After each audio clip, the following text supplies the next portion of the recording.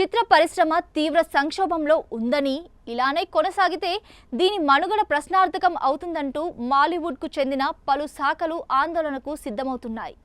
ఈ మేరకు మార్పులు చేయకపోతే జూన్ 1 నుంచి షూటింగ్, సినిమాలకు సంబంధించిన ఇతర కార్యకలాపాలను నిలిపివేయాలని, చివరికి సినిమాల ప్రదర్శనలను కూడా ఆపేందుకు సమాయత్తమవుతున్నారు.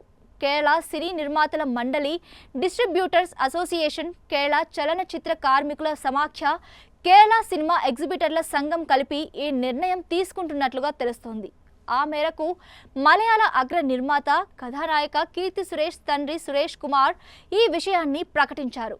సినిమా పరిశ్రమ 30% పన్ను కడుతోందని, ఇలా 30% ట్యాక్స్ కడుతున్న ఇండస్ట్రీ ఏదీ లేదని ఆయన చెప్పారు.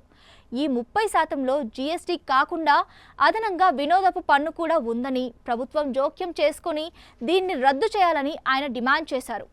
నటీనటులు, టెక్నీషియన్ల పారితోషికాలు బాగా పెరిగిపోయాయని, వాటిని తగ్గించాలన్నారు. సినిమా బడ్జెట్లో 60% యాక్టర్ల పారితోషికాలకే కేటాయిస్తున్న పరిస్థితుల్లో నిర్మాతలు తీవ్ర ఒత్తిడికి గురవుతున్నారని చెప్పారు. కొత్తగా వస్తున్న యాక్టర్స్, డైరెక్టర్స్ కూడా ఎక్కువ పారితోషికం డిమాండ్ చేస్తున్నారని, ఇలాంటి కారణాల వల్ల సినిమా నిర్మాణం లాభదాయకంగా లేదని వాపోయారు.